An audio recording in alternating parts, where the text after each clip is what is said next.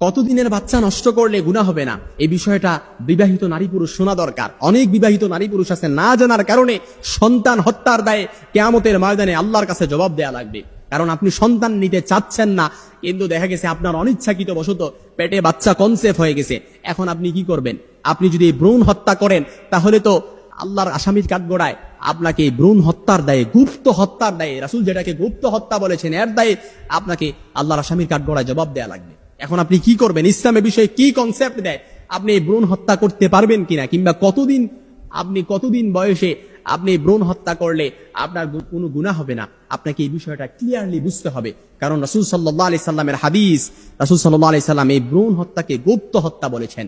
কারণ আমরা যেটাকে ভ্রূণ হত্যা বলি, অর্থাৎ পেটের মধ্যে যেই সন্তানকে জীবন্ত, অনেক স্বামী স্ত্রী আছে, অর্থাৎ এই সন্তান পৃথিবীতে আসলে কি খাবে, কিভাবে চলবে, চলাফেরা করবে, নিজেরাই তো খাইতে পাই না, এইভাবে অর্থাৎ এই চিন্তায় এই সন্তানকে দুনিয়ার মুখ দেখতে দেয় না। ঔষধ খেয়ে কিংবা আধুনিক যন্ত্রপাতি দ্বারা এই সন্তানকে পেটের মধ্যে কি করে জীবন্ত এই ভ্রূণটাকে নষ্ট করে ফেলে, এই ভ্রূণটাকে নষ্ট করে ফেলে। রাসূল যেটাকে গুপ্ত হত্যা বলেছে। আর জাহিলি যুগে জীবন্ত কন্যাকে বাবা কি করতো? গোবর দিত। ওইটাকে দুটোটাকে একই সমান বলেছেন। দুইটা সমান একই অপরাধ, যার কারণে কিয়ামতের ময়দানে আল্লাহ তাআলা ওয়াইদাল মাউউদাতু সুইলাত বিআইয়ি যামবিন কুতিলাত, সূরাতুত তাকবীরের ৮ নম্বর আয়াতে আল্লাহ তাআলা বলেন, জীবন্ত প্রকৃত কন্যাকে বলা হবে কোন কারণে তোমাকে হত্যা করা হয়েছে, তখন ওই জীবন্ত প্রকৃত কন্যা তখন বলবে, আল্লাহ আমার পিতামাতা আমাকে এই কারণে হত্যা করেছে। তখন মনে রাখবেন, আপনাকে পাই টু পাই হিসাব ছাড়া আপনাকে এক পা কদমও সামনে যেতে দেয়া হবে না।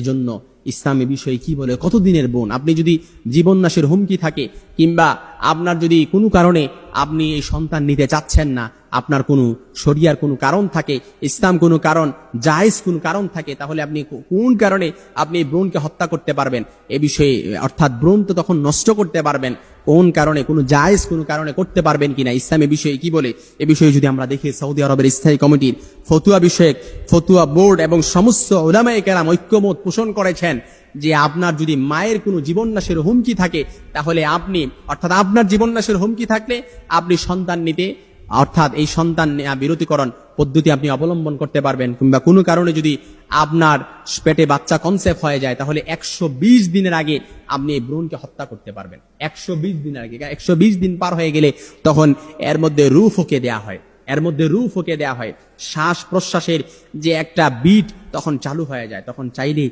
আপনি এটা কি করতে পারবেন না, নষ্ট করতে পারবেন না। তাহলে আপনাকে শিশু হত্যার দায়ে, গুপ্ত হত্যার দায়ে আল্লাহর কাছে তখন জবাব দেয়া লাগবে।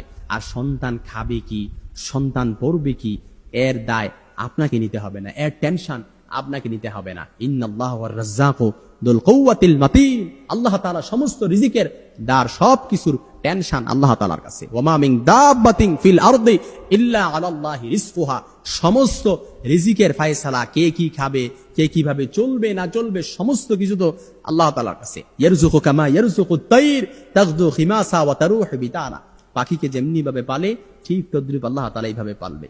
যদি আল্লাহ তাআলার উপর ইস্তেকামত থাকা হয়, আল্লাহ